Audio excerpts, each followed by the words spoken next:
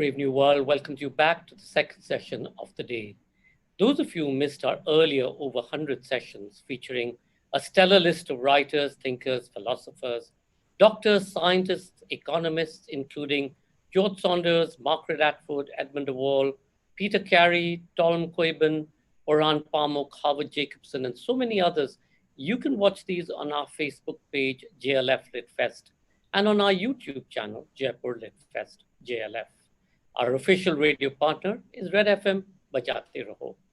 Our next session today is Aladdin and the Other Marvelous Tales, featuring Paulo Lemos Horta. Writer and translator Paulo Lemos Horta has written on the cultural and literary history of the Arabian Nights and of the travelers, translators, and storytellers who gave the world these unforgettable tales in his Marvellous Thieves, Secret Authors of the Arabian Nights, and Aladdin, a new translation. In Aladdin, Horta takes us on a dazzling journey, interweaving and reinventing the dark themes and enchanting whimsy of a classic that has transfixed us for ages. In our conversation today, we will delve into the stories behind the stories. Paulo Lemos Horta is the author of Marvellous Thieves and a new translation, Aladdin, a BuzzFeed Best Book of the Year and of cosmopolitanism. Mentions of his work have recently been in a number of publications, especially after the release of the Disney film of Aladdin. And these have appeared in Time, Life, The New Yorker, and The Guardian. His writing has appeared in the Times Literary Supplement and in the LA Review of Books.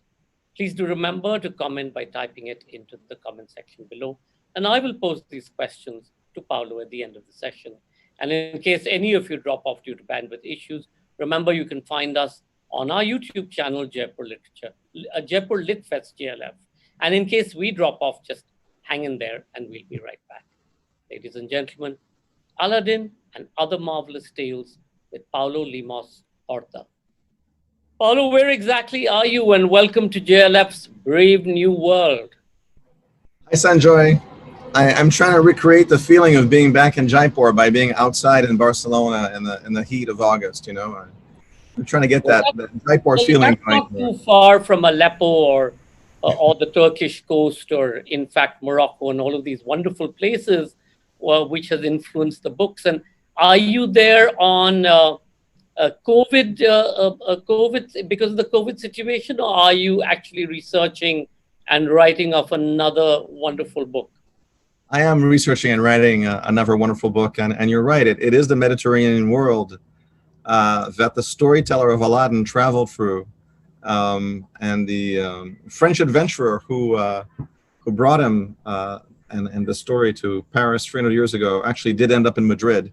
So there is a connection, and it is part of this Mediterranean world of corsair pirates and the plague and wars and all sorts of dangers that they faced on their journey to bring us these stories 300 years ago. And great food and great conspiracy. Paulo, tell us, in 1709, a visit by Antoine Galland to the Paris apartment of his friend Paul Lucas yielded an incredible discovery that would shape the literary legacy thereon. What did he find in Paul Lucas's house? Or rather, who did he meet, or who did he find? He met this young man who was probably no more than 17 years old, maybe 18. His name was Hana Diab, and Paul Lucas, who was this tomb raider, this treasure hunter from France, would have been in his 40s. And no relation to George Lucas, I'm assuming. Well, except they both love stories of the supernatural and of marvelous things, Paul Lucas was actually afraid of snakes. So in a way, there are connections to some of the George Lucas characters. But no, he was, in his own day, Paul Lucas, as tomb raider, procured curiosities for the cabinets of the court. And this was before museums like the Louvre were available. This is the early 1700s, before the revolution in France. And Hana Diab was this young Maronite who had this ability to tell stories, and who was the originator, the known named storyteller behind such stories as Aladdin and the Wonderful Lamp, and Ali Baba and the 40 Thieves, and Prince Ahmad and the Fairy Banu. So he's actually the most influential named storyteller in literature. He's a very we're aware of this talent of this young man from Aleppo. But in that initial meeting, why was Lucas so taken with Diab, and what happened in that period? You talk about May 5th to June 2nd, where he relates these 16 or 17 fantastic stories. And that sort of sets Galland in wanting to take Lucas to court. What happened at the point? Well, Antoine Galland was translating the Arabian Nights. The first volume appeared in 1704. There would be a total of 12. And this is from Arabic to French, or from Arabic to French? Unfortunately, the Arabic only gave him about 280 stories or so for Shahrazad to tell. So the ladies at the French court would have been very disappointed that Shahrazad did not have 1,001 nights of storytelling. So we don't know if he already had in mind that he was looking for stories, but he found a storyteller. And the solution he would find after meeting Hannah, and the first meeting, he realized that Hannah had these very beautiful stories from the Arab world. And so we realized he had this enthusiasm for these stories. And then Galland would be the one who would take these stories like Aladdin and Ali Baba that were told to him by Hannah Diab, as you say, over these many story sessions. And he would put them in French into the Arabian Nights. And that's why we have these stories. That's how these stories reached us all from India to Brazil. They came to us via this French translation, which added these stories, Hannah Diab stories, to the Arabian Nights. And did he sort of credit Diab for the stories, or there was no IP law at that point? No. That's why I guess that's why I refer to these Orientalist translators as robbers, as thieves. As you know, a lot of statues have been coming down lately of these sort of figures, Orientalists, adventurers, travelers, tomb raiders, who smuggled mummies out of Egypt, right? And recently we've had a rethink about how heroic they were and how what their contribution to civilization has been. And that's actually what my book, Marvellous Thieves, these marvelous robbers are about. I'm trying to excavate from beneath the reputation of these, the French translator of the Arabian Nights, who was credited as the inventor, the creator, the author of the Arabian Nights. And behind these famous figures, I'm excavating the secret authors of the Arabian Nights, the storytellers from Aleppo, from whom they took the stories and did not, in print, credit them with the stories. Richard Burton would also be a very famous translator of the Arabian Nights in Victorian England. And he was traveled to Mecca and Medina disguised as a Muslim. And there was a whole mythology that he kind of wove about himself that earned him a knighthood in Victorian England. And I think it's very important for us, it's timely to think about, tearing some of these edifices and hero worship down with regard to these figures and figuring out exactly who gave us these stories like Aladdin, which are so vital and elemental and universal. And these stories were actually composed and contributed by Hannah Diab, not by Burton, and not by Antoine Galland, as many books over the centuries have identified Galland as, he elevated the material and made it into French and world literature. And my book is all about where did these stories come from? How were they told? And I think it's the true story of how these stories came to us it's as colorful, as adventurous as an Arabian Nights story. Paulo, we're going to come back to the origins of this, and of course, the idea of the orphan stories and Diab itself. But will you do a setting for us? I mean, in those days there was no Google, and there was no, you couldn't just go and find a story. And yet, stories is what changed and formed civilizations in those times. They were the most important sort of creative process in courts across. So give us a setting of both what happened in the Arabian Nights context, and who was this princess, and where did she come from, whose invention was it, and then we'll come back to the French court in the process of that. Yes, Shahrazad is a Persian name. You can hear it, right? And and the king that she's telling the stories to, Shahryar, another Persian name, right? And the whole excuse for her telling the stories is that he's been betrayed. He's a misogynist. He's a killer of women, and he wants to marry a different woman each night and have her killed off in the morning. And Shahrazad is the vizier's daughter, and she volunteers to marry him, which her father, the vizier, finds very confusing. And her plan is to bring her sister Daniyazad, another Persian name, along. And Daniyazad would ask her each night to tell a story, or to continue, more precisely, to continue a story. So the Shahryar, the king, would be kept in suspense, and he would wait to hear the story the next day. This is the frame story of the Arabian Nights. Because of this frame, Shahrazad was able to tell us stories like the porter and the free ladies of Baghdad, the merchant and the genie, the fisherman and the genie. They're the famous original Arabic stories of the Arabian Nights that were collected and composed in places like Baghdad and Damascus and Cairo. And the oldest manuscript we have in Arabic of these stories dates to the 14th century in Syria. So we know already, even if we just think about this original core of stories, that the frame, just from listening to this, the sound and musicality of these names, we know that these names are Persian. We know that that frame story actually came from Persia. And then, the folklore scholars have done some research and realized that that actual frame tale originally came from India. Where else?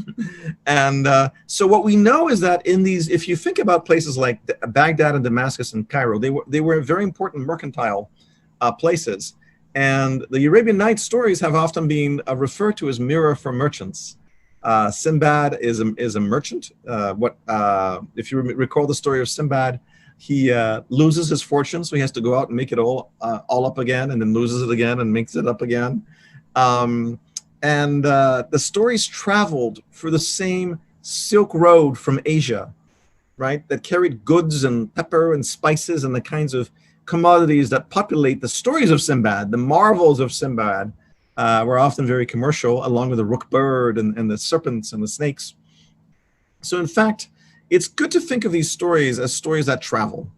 And imagine if the Canterbury Tales or the Decameron were stories that had begun in India and then moved to the Arab world via Persia, and then finally ended up in France, and each scribe, collator, editor adding their own stories, right? That's the way we can think of the Arabian Nights.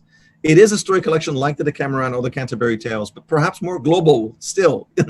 Of course, the Canterbury Tales and the Decameron stole plots from Arabic and Spanish and Italian literature and so forth, and they were global and international in their own way, but perhaps not quite as cross-cultural, flying across the Indian Ocean, and not quite as East-West in their creation. So the Arabian Nights stories are all an accumulation of these different traditions. And you can imagine, as I say, any of these stories, even just from listening to these names like Shahrazad, that they are already like an onion. You already have the Indian skeleton of that story about the king who's betrayed by his wife, and then that story travels to Persia, and then in the Arab world, it becomes an excuse to tell more stories. It gives us an insight into, as you say, the centrality of stories, which perhaps in some places, here in Spain, people have been reading like never before. Sometimes illegally. The booksellers are complaining that the illegal downloads of books have gone through the roof. This was not something that was much of a concern before Corona. But imagine a world where this is what you would do. You would, for example, in Damascus and in Aleppo, to come back to our storyteller of Aladdin, Hana Diab, this is what you would do. You would go to what would you do? You would go to the cafe, and for the price of a cup of coffee, there would be a storyteller, right? Nowadays you go to Aleppo or to Cairo, and there's, Mohamed Salah is playing for Liverpool, and that's fine. And these are their own kinds of mythologies and stories that people are gathering around. But imagine a storyteller holding your attention. And he would have to do the same thing that Shahrazad did. He wanted you to come back the next day, so he had to try and keep you in suspense and leave it on a cliffhanger, so you would come back to that same cafe the next day and pay for another cup of coffee, which is why the cafe was hiring the storyteller, and the storyteller was running to the mosque and gathering some pages of manuscripts from the Arabian Nights or some other story collection, and to tell the stories, right? So, but Paulo, you yourself are a great storyteller. How did your interest to tell these stories come about, and specifically the Arabian Nights, and with your background of travel, give us your sort of background of how this came about. Well, I have, I guess, a double influence for my family. So on my mother's side, she was an orphan from the north of Brazil. I don't know as much about her family as I would like, her birth family. The first book she was given in Belém in the Amazon, you can imagine these cities that you might know from the films of Werner Herzog and the operas in the jungle and things like that. And she was given this copy of the Arabian Nights when she was 8. It was the first book her adoptive father gave to her. And these were the first stories that she told me when I was a little boy, Ali Baba and Aladdin. And I was very shocked when I was at university and I found out that these stories were French frauds and inventions and, Disney imperialistic ventures. And I thought, well, this can't be right, or is it right? And that's one of the reasons why I myself wanted to do research in this. And I was very happy to be able to answer that, in fact, they're not French frauds, and that these stories, now that we know more about Hana Diab, because the storyteller from Aleppo has actually left us a memoir, which we couldn't identify for 300 years, but now we have the manuscript. It's even been translated into English and French and German. And so I feel like this is a good thing for me personally, because it means my childhood was not a lie. And my parents had lived in the Middle East before I was born. So growing up on Persian carpets, low Arabic trays with pita bread and Arabic coffee, it was nice that the stories that we were telling and retelling and reenacting with my siblings are genuine Arab tales. So that on that front, I'm very happy. It also so happens that on my father's side, we are descendants of we have a Sephardic background. My family originated here and actually in Spain, where I am now, and in Portugal. And we were kicked out. And I always knew there was something. Actually, I haven't told you the story, Sanjoy, because I've just learned a bit more about it recently. And this is something that only recently I've had 64 pages of genealogical research come into my hands. My cousins had hired genealogists recently, and I now realize that my family on my father's side, we always knew that they had converted from Judaism and immigrated to Latin America, but there was some kind of Middle Eastern interlude. And it turns out that my ancestor actually went from Portugal to Aleppo, where he had family. So he was an Arabic-speaking Jew who, the moment he was kicked out of Portugal, joined the Portuguese as a spy and worked as an intelligence broker in the Ottoman Empire out of Aleppo, where he had family for generations, where there was another branch of this family. Wow. So I find it very interesting how, and this is the world that Hana inhabited in Aleppo as well. This is a world where, you can imagine a city where Jews and Christians and Muslims lived, and, coexisted mostly, not uniformly, but mostly with a relative kind of peace compared to today's world and today's Aleppo, right? And these were multicultural, very cosmopolitan places like Aleppo. And it's thrilling to have a personal connection, family connection to a place like that. And it does, encourage me to tell these stories. That's amazing. This new connection is just extraordinary. Going back to Hana Diab, Paulo, so there is Hana Diab in Paris, and he's taken to the French court, and he is absolutely amazed, and they, of course, look at him as this extraordinary sort of object. And then as he experiences the court and he sees the princesses and their jewels and their brocades and stuff, does he then adopt some of that into his stories of Aladdin and the wonderful palaces? And we see much more similarity there to Versailles as opposed to, say, Topkapi. Yes, I mean, that's exactly what happens. So we have Hana Diab is the youngest of several siblings. His father is dead, like Aladdin's father is dead. His mother is melancholic because, well, the death of her husband, but also because her young son will not follow in the family trade. Well, this is true both of Hana Diab and of Aladdin. Hana Diab then meets a mysterious sorcerer, a mysterious magician. Paul Lucas was perceived as such in his travels. Repeatedly, he was perceived as a magician, as a sorcerer. There are these uncanny coincidences between Hannah's travels and adventures with Paul Lucas. Their first adventure, they go into an underground vault and they emerge with a ring and a lamp, which are central to the plot of Aladdin. It's possible that this is a remarkable coincidence, but certainly the world that Hannah and Lucas traveled through and inhabited imprints the story of Aladdin. And yes, you're right. The palace, the story of building a palace to woo a princess, that's a story that Hannah hears when he's in Versailles with Paul Lucas. Paul Lucas tells him how Louis XIV, built this whole palace of Versailles to woo this young woman. And that's the story that we have in Aladdin. And yes, as you pointed out, the palace in Aladdin has a lot more physical resemblance. The fountains, the fountain of the lions, very specific details, actually overlap with the palace in Aladdin in a way that these sort of, we imagined for 300 years that maybe Aladdin was a sort of fantasy of the Orient, that the French translator just sort of imagined, or maybe because he had lived in Istanbul for a while, that he was drawing from Topkapi, as you say. But actually the palace in Aladdin, the bejeweled princesses, the way they behave, the way the men and the women interact, the way that they interacted with Hannah, is actually more like the Versailles that Hannah experienced. It's quite possible that Hannah drew from his own life to tell the story of Aladdin. And there's more and more evidence of this. So in your research, Paulo, what happened? Was it that Hannah was writing these stories out and then giving it to Galland, and he then was translating, or was it a process of Hannah just sort of telling the stories in the palace, which were then written out by Galland, and therefore he sort of owned it and he said, this is the rest of the stories from the Arabian Nights? It was really, mostly storytelling.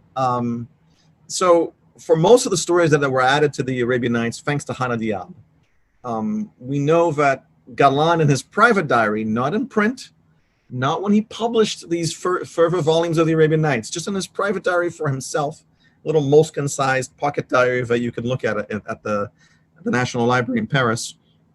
Galland would say, today, Hannah Diab came to me and he told me the story of Ali Baba. Today, Hannah Diab came to me and he told me this story. Now, it's quite likely, perhaps even we're coming closer to being able to confirm as a certainty, that just for a couple of stories, there may have actually been manuscripts that Hannah was involved in producing, either dictating them, enabling them in some way. And those would be the stories of Aladdin and Ali Baba. But what we know for sure so far is that he told these stories. And we know that because Hannah mentions this in his diary that has survived as a book of travels today in manuscript form. And we know this because the French translator confirms this in his diary. So this is one of the wonderful things about this story, is that we have it from both perspectives, which is very rare. We always have these dreams, when we read about cross-cultural collaboration and creation and adventure, to have both the Arab and the French perspective. In this case, we actually do. And that's what allows us to tell a very compelling story and to tell the history of these stories. You in fact refer to them as orphan tales. This particular body of work. Why is that? Well, scholars have traditionally referred to these as, I actually don't really like this term. I think that people watching on YouTube will be going, what is this? Because Aladdin's an orphan? That makes him an orphan tale? What the scholars meant were simply being very scholarly. They were going, well, there is no Arabic text, right? So if there's no text, then it's a tale without an origin. But now, actually, I would say these are really, these are Diab tales. I think we should think about Aladdin and Ali Baba and Prince Ahmed and the other 7 stories that he contributed to the Arabian Nights as Hannah Diab's tales. I think that's a much better way of putting it. It's more accurate. It reflects his influence as a storyteller, as I said, as the most influential named storyteller that we have in literature. And I think it's time to, now that we have the Book of Travels by Hannah Diab and we know more about him as the creator of these stories, it's time to put away this term orphan, because that meant we didn't know who the father or the mother of these stories were. And now we know that we do know, and that Hannah was as involved with their creation as the French translator, if not more so, because he created these stories, which the French translator maybe embellished a little and wrote them down. And but the stories were actually told in French by Hannah to galant. So even translation is a weird phrase to describe a story that you're writing down in French from the storyteller, right? And And you did Galan sort of cross Diab's palm with silver? And what happened to Diab thereon? Did he suddenly disappear like the palace into the desert, or is do we know what happened to him? Is there a sort of happy ending or a sad ending to Diab's own story?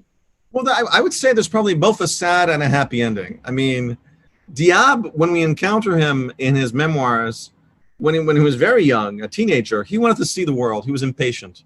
He had 4 older brothers. He didn't want to wait for his stand in the souk. That could have taken years. All the older brothers that would have to get established first. So he met this French adventurer, and he did get to travel the world. So in that sense, it's happy.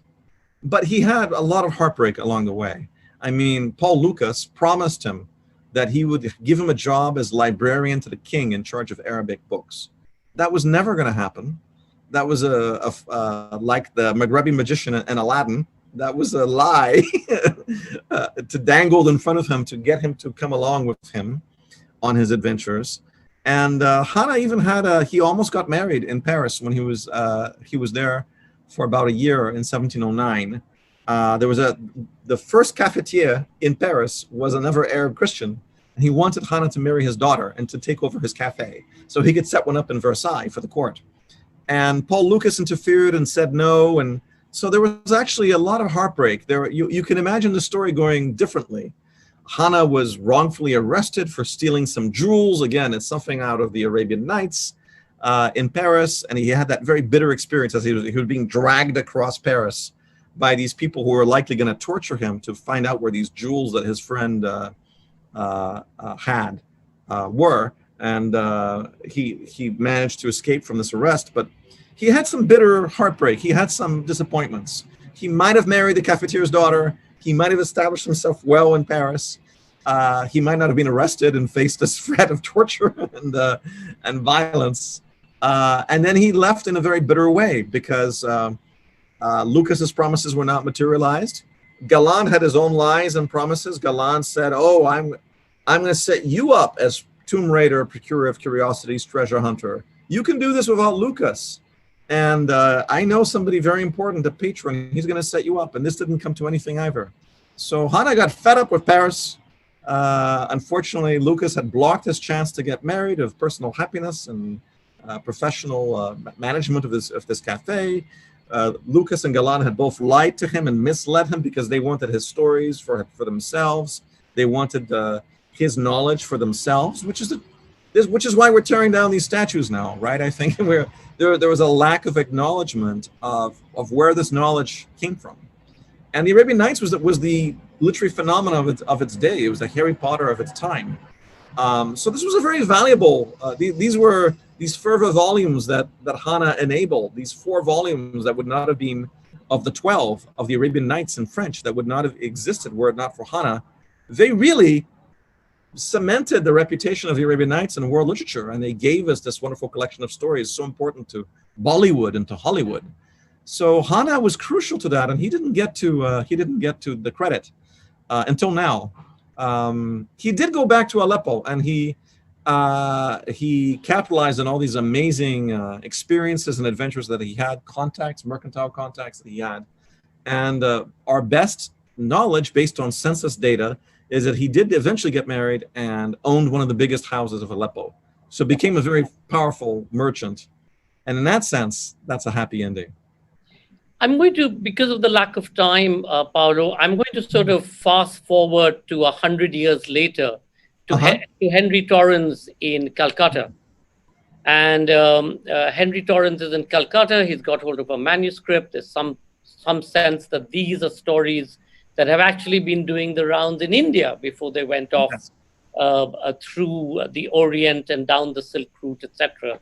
So it wasn't necessarily just Diab's inventions, but these were earlier inventions, pretty much like what happened with what they call the Arabic number, which was actually the Hindu number, which was from Mount Abu, and that traveled its way and became the Arabic number. Tell us a little bit about Henry Torrance and how and what was his place in making these stories, and And perhaps if we have time, I'm going to ask you about why is it that the English then wanted to water down some of the translations of how these magnificent women warriors that featured in the stories were then written out in different ways. So we were talking about the first translation into French. That was by Galland, and he had Hannah Diab's help. The first translation from Arabic into English took place in India in the 1830s.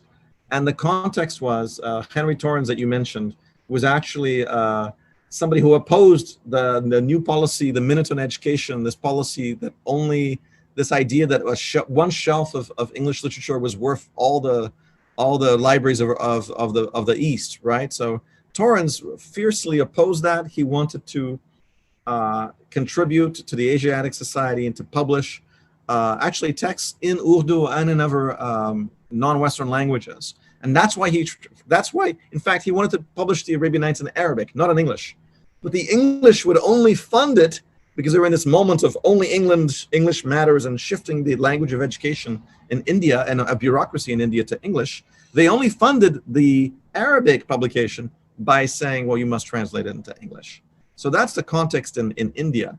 Torrance was actually one of the Freemasons in India that was opening up these temples to locals, not just to the Scots and the colonial Brits. And he was an idealist, and in many ways he was at the wrong time, as the English were, being imperialists and trying to invade Afghanistan and engaging in all sorts of imperialist misadventures. But this is the bigger text. If you buy the Penguin edition of the Arabian Nights, or if you want an edition of the Arabian Nights, which actually gives you 1001 nights of storytelling, then this is the text that was edited in Arabic and translated into English for the first time in India. And this is the more complete text. Remember the one that Galland had in France had only about 480 nights, right? So this is a much more comprehensive text. And there's some people who even believe that the versions of the stories, even the same stories that recur in both manuscripts, are somehow richer and more literary and have. So the people who like the Macnaghten text, this text is Indian Calcutta 2 text that we're referring to, they think it's the more complete and the richer version of the Arabian Nights. And because of this history, we have the Arabian Nights in English. And yet the Asiatic Society or the laws at that point of time, they didn't want him to translate it word to word. They wanted him to sort of do a sort of watered down version, because there's so much of sexuality and so much of power to the woman. Tell us a little bit about that, about the woman being empowered in these texts. Maybe it's because he was a Freemason and a liberal, and he founded some of the first newspapers in northern India. But Henry Torrance actually kept a lot of these strong women and even the sexual content of the Arabian Nights. It's the subsequent translators, Victorians like Edward Lane, who would come and feel very uncomfortable. And when I did the comparison of Edward Lane and the stories he kept when he was translating in Cairo from the Bulak, I came across this basically the finding that he was cutting out a lot of the strong women characters that in fact are present in the Macnaghten text that was compiled in India, and that Torrance was trying to keep in the Arabian Nights. But for some reason, the way the Arabian Nights evolved in English, we barely hear about Macnaghten or Torrance or the first translation that was done in India. And we hear more about these adventurers like Lane, who claims he was on ropes swinging into tombs and, on the outskirts of Cairo and Alexandria, and, cavorting with jinn in caves and dressing like and living as an Arab and as a Muslim in Cairo. Or Richard Burton later, traveling to Mecca and Medina, disguised as a Muslim. I think, unfortunately, the romance of Lane's cultural immersion in Cairo or Burton's adventures disguised as an Arab has trumped the actual work of editing or the actual compilation, the richer work that was done in India before. And even some of the idealism that Torrance had, as I say, as a Freemason, who was thinking in a less hierarchical way about the relationship between East and West, in a more open way, I would say. So unfortunately, as British imperialism hardened towards the end of the 19th century, The English became less open or less interested in these stories of the strong women, but really in the wider story of the Arabian Nights, right? That's the real loss, I would say, in that regard. What is interesting is that, you know, pre-1857, most of the British in India assimilated with the local culture. So they dressed like the locals, they behaved like the locals, they had 17 wives, and they perambulated on their elephants around, etc. And what is equally interesting with Henry Torrance is the fact that he then fought for freedom of expression in many ways, and he went to court, and he was very happy that, I think it was Hastings or I forget who the viceroy was at that point of time. He was very happy that that sort of law came into being. Yeah, I mean, I think Torrance was in the wrong business. He was a young man, brilliant. He wrote a novel. He was very literary minded, but he believed that a free press in India, and we're talking about the 1830s here. We're talking about a very early moment. He literally was involved in founding newspapers, and he believed there would be a check on imperial authority. He believed that on English. Exactly. Yeah, he wanted the Indian language. And that was not the way to get promoted or to get ahead in the, in the civil service. Lord Macaulay hadn't yet visited. I'm going to have to get to questions, Paulo. So Arunji asks, these stories are larger context or dark side. How have these ended up into children's literature? Well, excellent question. Thank you so much, Ardati. So in the salons in Paris, when Galland was there in the early 1700s, the big fashion of the day were fairy tales. In 1697, we had Mother Goose and all these kinds of collections that eventually would give us stories like Sleeping Beauty and these kinds of stories. So like any publisher, the Veuve Bardin, the widow Bardin, the woman who published some of these volumes of the Arabian Nights, and before her husband, had to adapt the Arabian Nights into some kind of genre that would sell, right? So that's why in early 1700s France, they removed some of the darkness, the sex and the orgies and the homosexuality and all these kinds of things. And they tried to make it into children's literature. That's where the market was, and that was the craze, if you will, at the time in Paris, in Versailles, in the early 1700s. Sachdev Ramakrishnan asks, is this type of storytelling unique with a main frame in these stories, and then there are lots of fragments, historical tales, love stories, tragedies, comedies, and often with different endings? Well, I mean, unique, I don't know, because as we know with the Ramayana, the Mahabharata, we know that the Arabian Nights themselves were borrowing from, some of the plots came from India via Persia, where they also would have had a Book of Thousand Nights or of Kings. They would have had their own story collections. And there are other story collections in the Arab world as well. There's even the 101 Nights. There's Tales of the Marvellous and News of the Strange. There are like these sister collections for the Arabian Nights that even share some stories and some plot elements and characters like the Harun al-Rashid, the Caliph. So I think maybe it's a human desire that we have. We love these big stories that gobble up these smaller little stories. And sometimes the smaller little stories are more marvelous and weird and magical and fantastical and subversive.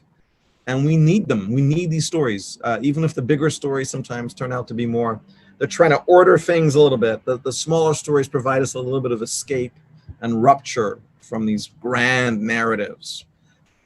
So yeah, I would say that we have them in quite a few different cultures. And in China, we haven't touched upon the fact that some of the Arabian Nights was actually set in China. Yes. Yes. Subhadeep Majumdar asks, Paulo, Arabian Nights are through fantasy the reflection of our past. How much do you think literature meant at that very time? Is it an effort to replace the Arabic oral stories by generations of listening through writing and making them therefore forever? That's an incredible question. I mean, for a long time, we imagined these stories were oral literature, and in fact, they were maybe condescended to. Now we realize the most prestigious mosques like Suleymania in Istanbul, but also Christian monasteries in the Levant, what we now call, Lebanon and Syria, possessed copies of stories from the Arabian Nights and sometimes of the collection of the Arabian Nights itself. So I think there was perhaps a little more commerce between oral and written. And a good way to tell is when you're reading an Arabian Nights story and suddenly there's a long poem. That might be the scribe who heard the story, the oral story, and is trying to make the story more literary by adding poetry, for example. Having the characters quote certain poets and things like that. So I think there was this nice commerce, and that's why I use that. I like to remember the fact that these storytellers would often go to the mosques and take pages of the Arabian Nights, one or two at a time. So they would have their script for their storytelling sessions at the cafe. And then you can see the emendations, say in a funny voice or in a woman's voice. So there's a kind of, and then that goes back to the mosque, and then you can go in there and then take archive and see these annotations. So there's a kind of a nice interplay between the oral and the written in the creation of performance. Finally, it's all about performance. I'm going to give you two questions together because they sort of take from what you've just said. One is Kajuli Khanna asks, do you ever get lost while doing your research, and does it pull you away from your original aim? And Om asks, how do you or any other translator keep intact or do justice to cultural nuances of a language and tradition while translating these titles, as these may well be quite foreign to you? Yes. Well, so I guess for sure. I mean, I think getting lost in the archives, I think the greatest joy about historical work, and I think Bill Dalrymple would agree, is that you often find things you're not looking for, and the things you thought you needed for your account turn out not to be there. But this is a good thing. In the case of Burton, I was able to find a dismembered fragments of something he plagiarized from another English translator. I wasn't expecting to find that. It was in a private collection. I guess the private collector died just before I had gone to the British Library, and I did a little computer search, and it turned out there were these new files that hadn't been there 2 years before. And I guess the family wanted a tax break, and lo and behold, proof that Burton had plagiarized his Arabian Nights. So you have to be open to finding what you're not looking for, and that might be the most important thing that shapes your story, your account, your history of literature. For a translation, I have to say I edited the translation and commissioned it in the new translation of Aladdin, but I didn't do it. I've translated other things. I'm a translator from other languages. Yasmin Seal did the amazing translation of Aladdin, this new translation published by Liveright, by Norton. And yes, I mean, from my own published translations, I can tell you that it's a very difficult thing. Translating is really retelling in a different cultural context, and you have to be very mindful of both cultures as you translate. It's like those people who put a rope between two buildings, and they it's a very delicate balance to survive that journey. It's not easy, and I think Yasmin did an absolutely brilliant job with Aladdin, and we're all looking forward to her translations of more stories from the Arabian Nights. Roshni asks, but this is something you've already answered, but I'm just going to make it. Would you say history has been unkind to the Ab's contribution to Arabian Nights? Of course it has. But I'm going to ask you to end. There are more questions, but I'm going to ask you to end Yasmin's translation, Paulo, which is, and the new Aladdin, the movie, the Disney movie, has been based to a large extent on Yasmin's translation. And you can see that the princess is no more just a sweet, wonderful, helpless figure, but she's actually instrumental in the way that her fate sort of opens up. And is it, in your opinion, is it because Yasmin as a woman has sort of used that particular facility to be able to interpret it from her point of view, from a woman's point of view? Well, and therefore you find this very spectacular difference in this Aladdin version than the others. I think what I would say is we have to remember the the story of Shahrazad answering tyranny with stories is one of the fundamental feminist stories of literature. And I think there are a lot of very strong women characters. Delilah the Crafty, Zumurrud, Marjana, the slave girl in Alibaba and the 40 Thieves. So many Bollywood movies have focused on.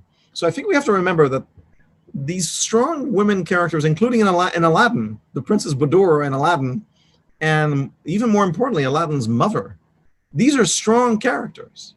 I think that more than anything, I think Yasmin Seal is a great poet and a great writer. And I think she brings out the richness of the original story.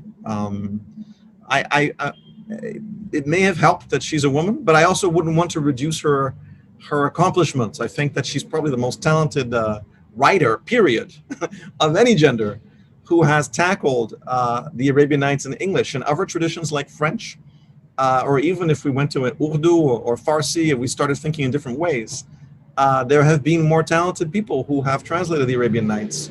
But unfortunately, in English, we had all these imperialists and these adventurers and these tomb raiders who were actually translating. And I think that woman or man, I think she's the most gifted writer to embark on this process of translating these stories. So I'm not surprised that the characters are more rich. Both the male and the female characters, I think, come out more sophisticated. I'm going to slip in a quick last question because of what you said about the English. So Tilotoma Shom asks, the erotica in the stories, did these get changed around when being translated as the cultural context of the languages changed, or was it responding to local taboos? Yes, in fact, I mean, Burton, in many respects, a plagiarist, a sham, a fraud, also did not have very progressive views on race.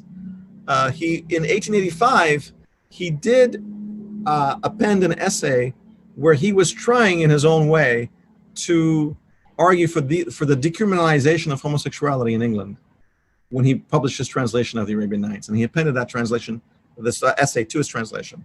So I think every translator has adapted the sexual content to his or her own sort of time. And in Burton's case, that was the year that England decided to criminalize homosexual sex. This was a law that with the libel case that Oscar Wilde, who shared a publisher with Burton, would eventually be prosecuted under. So I think that, yes, I think that you have to remember it's kind of like the booksellers and the scribes of Cairo and Damascus before. Each of them were already adapting the erotica and the sexual content of these stories in the 13th century, in the 14th century, in the past. And it's not surprising that Marvellous in the early 1900s in France, or Burton 20 years before in England, did that for their own concerns, right? This is always the case, and you are going to see this in other contexts like India and Cairo and Persia today as well, in terms of the erotic content. Yes. Thank you, Paulo. Thank you for that wonderful session. I mean, truly, it's incredible to discover the story behind the stories, and perhaps someday, not Disney, but more mainstream. I mean, not mainstream, but the more adult part of these wonderful stories will be depicted and be portrayed quite differently. So yeah, thank you. Go ahead. Go ahead, Paulo. Thank you. No, it's a joy always to be involved with the Jaipur Literature Festival. It's such a speaking of Shahrazad, it's one of the experiences that just deepens one's appreciation for the role of literature in society. So thank you for what you're doing online, for what you do in person, and it's just a pleasure to be part of it. It's my honor. Thank you so much, as usual, for that fascinating conversation. And thank all our audience. I'm sorry I couldn't put all the questions, as usual, to Paulo, but I promise to do better next time. Thank you to our official radio partners, Red FM Bajate Raho. And please do remember to log in on Wednesday, the 5th of August, for another set of great sessions. We have the new great game, Bruno Macias and Shiv Shankar Menon in Conversation, a session that discusses how Asia can search for a constructive new equilibrium in the face of the growing tensions between China and its neighbors. And this is at 7 p.m. Indian Standard Time. 2:30 p.m. British Summer Time, and 9:30 a.m. Eastern Daylight Time. The second session on Wednesday, the 5th of August, will be the red carpets and other banana skins. Rupert Everett in conversation with Sandeep Ray. An element of drama has always attended Rupert Everett, even before he swept to fame with his outstanding performance in Another Country. He had spent his life surrounded by extraordinary people and witnessed extraordinary events.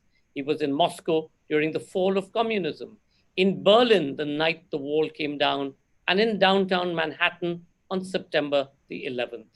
A superb raconteur and a keen observer of human folly, especially his own, Everett turns his life into a captivating story of love, fame, glamour, gossip, and drama. And this will be at 8:30 p.m. Indian Standard Time, 4 p.m. British Summer Time, and 11 a.m. Eastern Daylight Time. Have a wonderful weekend. Stay safe. See you on Wednesday.